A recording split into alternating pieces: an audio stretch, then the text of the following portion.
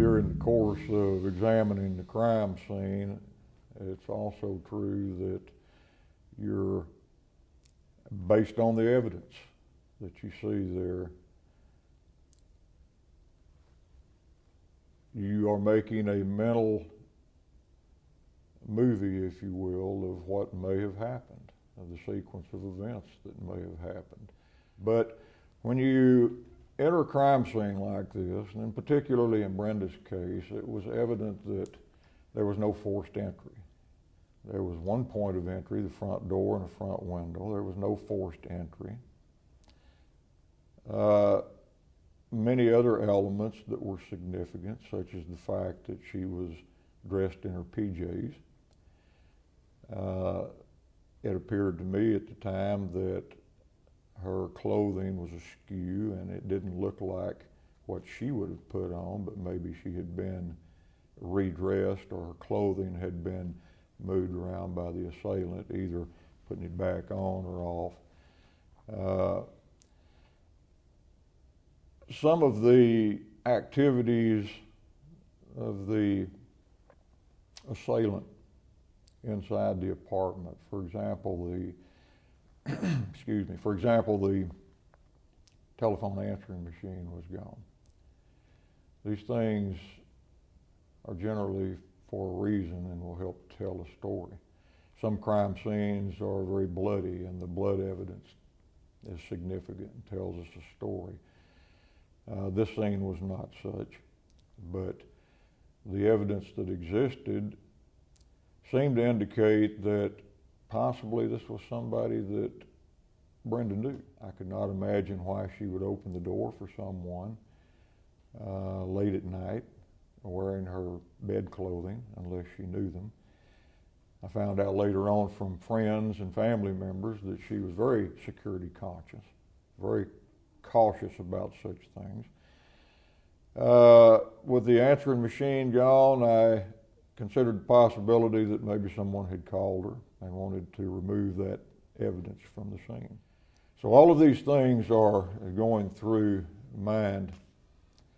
The glasses that were found on the bed, her eyeglasses, was a good indication that she had been forced down on the bed, probably face first, and the lenses had popped out of her glasses, and the glasses and frame were laying there. But I suppose of utmost significance was the weapon, which appeared to be a weapon of opportunity. So if we presume that she opened the door for someone, that she wouldn't have done it for someone she did not know, and this person came in or pushed the door on open and forced their way in, immediately inside the door was an ironing board. And the weapon was obviously an iron that we can presume was sitting on the ironing board just inside the doorway. That was used to strike her. The cord of it was used to bind her hands behind her back, and then I think at a later point in time, another weapon of opportunity, a belt, was collected and used as a strangulation ligature. So all of these things are giving me, as the investigator, kind of a picture of what may have happened, the sequence of events inside the apartment at the time of the attack. When I arrived on the scene, the first thing that I do as an investigator is meet with the patrol officers that are on the scene. And before I rush into the crime scene, I want to get as much information as possible. Try to determine if there are any witnesses, try to determine the nature of the call, who found the body. All of these things are very important. I have no way of knowing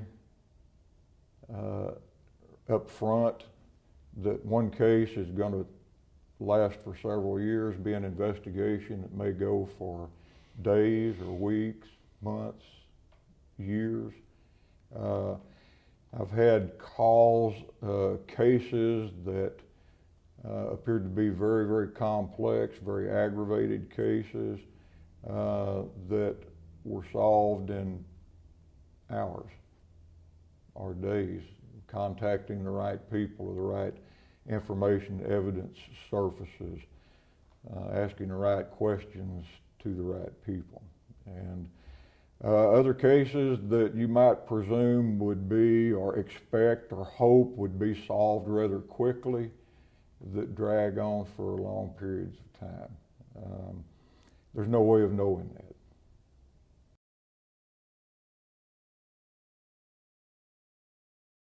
He has an incredible character with, and he's a man of integrity. Just getting to know him over the past 15 years. At first as a martial artist, and then when we started the Walker series, and getting to know him even more then. And so he's just been an incredible guy, and he's become a real close friend of mine over the last 10 years. He's become famous down there, as a law enforcement officer. And I think he had been famous back in the 1800s as a lawman back then. He reminds me of the men of the 1800s, men of integrity, and your word was your bond, and that's where Kurt is, I got his advice many times on the show as far as law enforcement goes. Right. Because with the Walker series, we try to keep it as legitimate as possible. Right. He's one of those special guys who his word is his bond, and if he says he's going to do something, he will do it. And and with Kurt, you don't need a contract. All you need is a verbal. That's one of the hardest parts of doing the job that homicide investigators do, is the families that have been so traumatized, victimized themselves by the loss of their child or loved one, where the family wants to know all about what happened to their child, what happened during the assault, did they suffer, how were they killed, so on and so forth. And we're put in a position of trying to communicate with the family, give them as much information as possible, but at the same time maintain the integrity of the investigation and the evidence that cannot be public information at the time. And most of the time they understand that. Most of the time we can explain to them, look, we can go over certain details, I can tell you what happened up to a point, but then please understand there's certain things that we cannot talk about at this time, that only the person that did this to Brenda will know.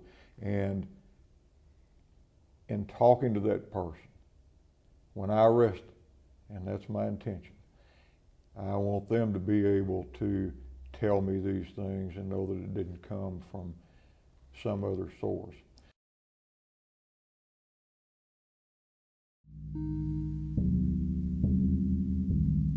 Probably one of the greatest errors in examining a crime scene is to go in there with a preconceived idea and try to make the evidence fit that. A good investigator will go in and look at the evidence and consider what it may mean, keeping an open mind to the fact that you may find out later on that it's not what it seemed to be at the time. You have to look at the totality of the circumstances and the evidence and start developing a picture, if you will. It'll be very vague to begin with, but as the investigation continues and more information is developed, you're able to speak to more witnesses, family members, so on and so forth, that picture is going to start developing and give you, obviously, a better view of what probably happened in that apartment, hopefully ultimately leading to the identification of a suspect. When you go into a crime scene like that, you have no way of knowing if this is the work of a serial killer. Your focus at that time is on solving the case at hand. if that case or details and circumstances of that case, evidence can be linked to another offense, then you can say, aha, and how many others may we have? Now, is that always a consideration when you go into a crime scene? Of course. We're going to consider the possibilities that, you know, we've got a dangerous person out here, obviously, that would do something like this.